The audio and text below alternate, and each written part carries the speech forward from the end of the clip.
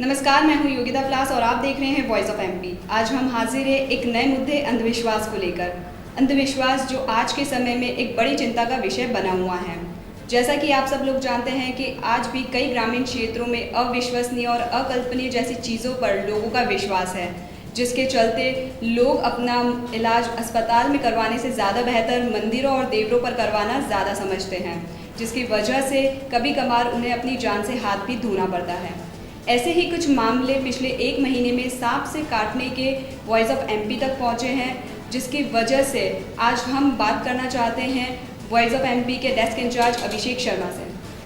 नमस्कार अभिषेक, तो मैं पूछना चाहती हूँ कि पिछले एक महीने में कितने ऐसे मामले आए हैं नीमच ज़िले में जिनकी वजह से सांप के काटने से उनकी मौत हुई है? मैं आपको बताना चाहूँगा योगिता कि पिछले करीब एक माह में नीमच ज़िले के मनासा थाने में 3 मामले, जावद थाने में 1 मामला और एक छोटी सादड़ी का मामला सामने आया था।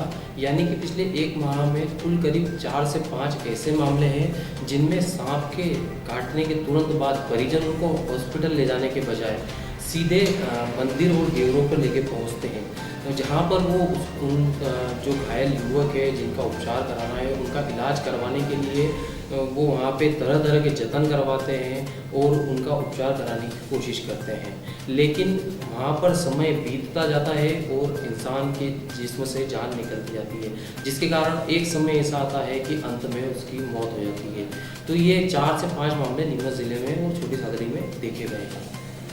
अभिषेक, मतलब जैसा कि सभी जानते हैं कि कई लोग इस अंधविश्वास पे विश्वास करते हैं कि मंदिरों और देवरों से जो है वो सांप का जहर निकल जाएगा और वो उन्हें अस्पताल ले जाने की बजाय वहाँ ले जाना ज़्यादा उचित मानते हैं। तो क्या ये सही है? क्या सच में वहाँ पर जाने से उनकी जान बच जाती है? नहीं, एक्चुअल में देखिए योगिता, ऐसा है कि इस पूरे मामले में मेरे द्वारा जो जिला अस्पताल के आरएमओ है डॉक्टर मनीष यादव, उनसे इस संबंध में मेरी चर्चा हुई थी। तो उन्होंने ये चीज़ बताई थी कि जैसे ही सांप काटता है तो काटने के बाद में उसे तुरंत अगर हॉस्पिटल लेके पहुंचते हैं तो डॉक्टरों के पास में इतनी फैसिलिटी होती है, इतनी सुविधाएं होती है सांप के जहर से लड़ने की कि वो उसके जहर को वहीं पर ख़त्म कर सकते हैं, उसे वहीं रोक सकते हैं, जिससे मरीज़ की जो है वो जान बच सकती है। तो ये डॉक्टर मनीष यादव ने वो बताया है।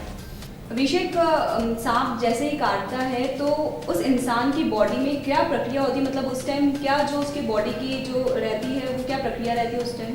देखिए, जो डॉक्टर मनीष जी यादव है जो आरएमओ है जिला अस्पताल के, उन्होंने मुझे साफ तौर पर एक चीज़ बताई है कि जैसे ही सांप काटता है तो इस दुनिया में 500 तरह की प्रजाति के सांप हैं, जिसमें से 2 सांप सबसे ज़्यादा जहरीले होते हैं।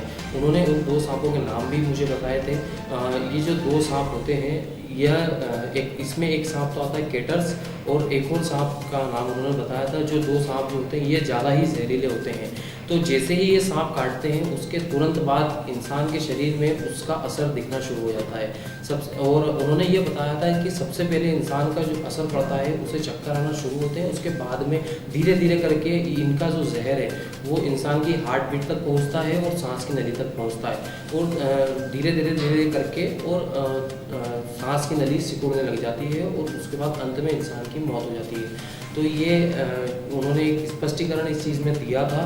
और एक चीज़ और उन्होंने ये बताई थी कि जैसे अगर सांप किसी के काटता है, किसी भी व्यक्ति के सांप काटता है, तो उस जगह के काटने पे जहाँ पे सांप काटता है उससे थोड़ी सी ऊपर की तरफ कपड़ा, टाइट कपड़ा बांधे या ऐसी कोई चीज़ बांधे जिससे कि ब्लड का सर्कुलेशन वहीं पे रुक जाए और सांप का जहर जो है वो ऊपर नहीं चढ़ पाए। उसके तुरंत बाद वो हॉस्पिटल लेकर व्यक्ति को पहुंच सकते हैं, जिससे कि उनके उपचार की बचने की 100 में से 100% गुंजाइश है।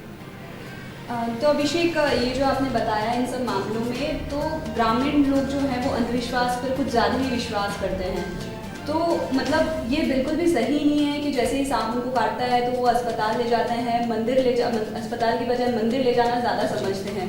तो आप क्या मैसेज देना चाहेंगे लोगों को कि उनको क्यों नहीं ले जाना चाहिए, उनको अस्पताल को ज़्यादा जल्दी प्रायोरिटी देनी चाहिए अस्पताल ले जाने? देखिए योगिता, इसमें अगर माना जाए एक्सपर्ट की जो राय है तो उन्होंने साफ तौर पर वॉइस ऑफ एमपी से चर्चा करते हुए यह चीज़ बताई है कि एक व्यक्ति को यदि सांप काटता है उसके तुरंत बाद जो ग्रामीण क्षेत्र के लोग हैं जो कि पुराने विचारों के हैं वो आज भी इस जनरेशन में होने के बावजूद भी वो पुरानी सोच रखते हैं और भगवानों के प्रति उनकी आस्था ज़्यादा रहती है। तो जैसे ही सांप काटता है तो वो तुरंत जो घायल व्यक्ति रहता है जिसको सांप काटता है तो उसे लेकर उपचार के लिए मंदिर पहुंचते हैं। अब मंदिर में जाने के बाद में पहले तो क्या होता है कि जैसे ग्रामीण क्षेत्रों में कोई भी देवरा स्थान होता है, मंदिर होता है, तो वहाँ पे काफ़ी भीड़ पहले ही होती है। उसके बाद जो मरीज़ रहता है उसको इस दर्द से गुजरना है कि इतनी भीड़ है, उसके बाद में वो देवरे तक पहुँचेगा, जो वहाँ के पंडा जी है या फूफा जी है उन तक पहुँचेगा और उपचार शुरू करेगा। लेकिन जैसे ही उपचार शुरू होता है तो ये जो पूरी प्रक्रिया है इसमें तकरीबन 4 से 5 घंटे निकल जाते हैं, जिसके कारण मरीज़ के शरीर में पूरा सांप का जहर दौड़ने लगता है। तो अंत में उसकी मौत होना निश्चित ही पाई जाती है। तो एक्सपर्ट ने ये कहा है कि नीमच जिले वासियों से भी उन्होंने ये अपील की है, साथ ही वॉइस ऑफ एमपी भी आप सभी से अपील करता है कि यदि जिले में सांप काटने की कहीं पे भी घटना होती है, किसी भी व्यक्ति को सांप काटता है तो आप तुरंत उन्हें मंदिर और देवरों पर ना ले जाते हुए सीधे जिला अस्पताल लेकर पहुँचे, क्योंकि जिला अस्पताल में और शहर के अन्य डॉक्टरों के पास, अन्य हॉस्पिटल में सांप के जहर से लड़ने के लिए इतनी तरह की दवाइयाँ हैं, तरह तरह के इंजेक्शन हैं जो सांप के जहर को शरीर में दौड़ने से पहले ही खत्म कर देता है। तो ये योगिता एक मैसेज था जो वॉइस ऑफ एमपी उन्हें देना चाहता था, जो आपके ज़रिए दिया है। तो ये थे हमारे साथ वॉइस ऑफ एमपी के डेस्क इंचार्ज अभिषेक शर्मा, जिन्होंने हमें बताया है कि किस तरह से अंधविश्वास के चलते लोग हॉस्पिटल जाने से ज़्यादा बेहतर मंदिरों और देवरों पे जाना समझते हैं, जिसकी वजह से कई बार उस इंसान की मौत तक हो जाती है। तो ये था हमारा अभी तक का अपडेट कि लोग ज़्यादा अंधविश्वास पे विश्वास ना करें और ज़्यादा से ज़्यादा हॉस्पिटल्स जाए ताकि उनका इलाज अच्छे से हो सके। तो ये था हमारा अभी तक का अपडेट। अन्य खबरों के लिए हमारे साथ बने रहें वॉइस ऑफ एमपी पर। साथ ही हमारे वॉइस ऑफ एमपी ऐप को डाउनलोड करें, हमारे यूट्यूब चैनल को सब्सक्राइब करें। धन्यवाद।